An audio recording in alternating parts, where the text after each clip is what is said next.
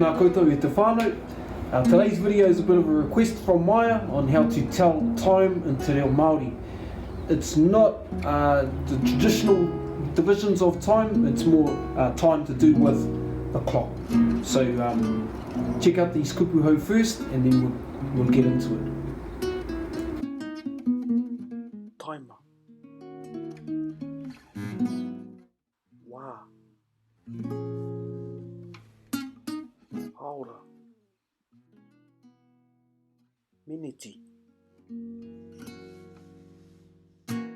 Karaka.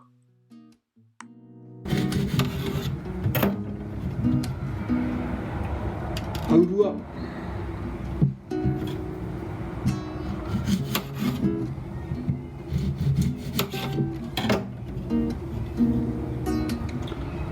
Hauwha.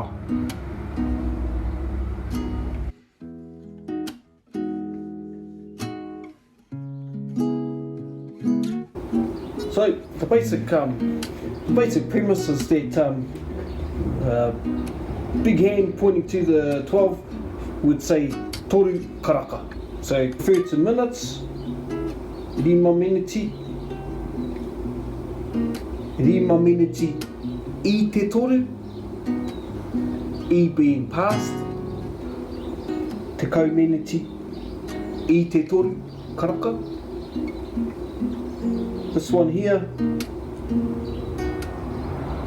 hauwha I te toru, hauwha being kora, and so forth.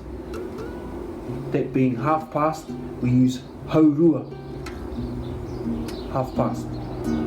Haurua I te toru. When we get around to here, because we're now going to the hour, would say rua te kau miniti ki te whā karaka, 20 to 4. Over here, hauwha being kora, hauwha ki te whā karaka. Rima miniti ki te whā karaka, and so forth. Kei te marama, ka pai.